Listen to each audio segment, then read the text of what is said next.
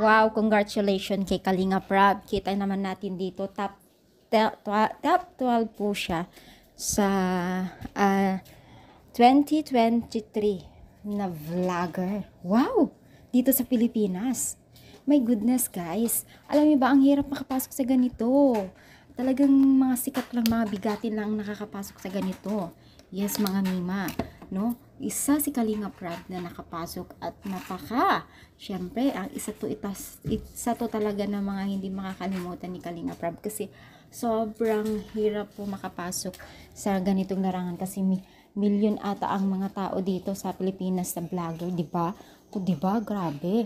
Pero top 12 siya. My goodness, di ba?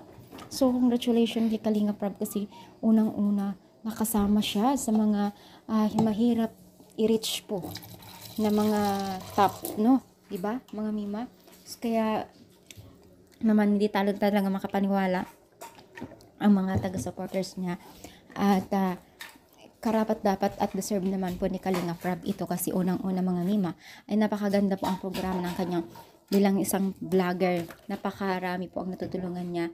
So, deserve naman talaga niya na ma-awardan ng ganito at mabigyan po ng karangalan at mapasama po sa mga top ng isang vlogger dito sa Pilipinas. At syempre masaya talaga itong taga-supporters Kalinga Prab. Sana tuloy-tuloy ang programa at sana tuloy-tuloy rin po ang ating pagsuporta kay Kalinga Prab dahil isa tayo sa mga tumutulong din po sa mga tinutulungan nila at sana wag tayo magsawa sa kanila sumuporta. No? So ano sa palagay ninyo? I-comment down at palike kung kayo ay talagang natutuwa din sa achievement ni Kalinga Prab.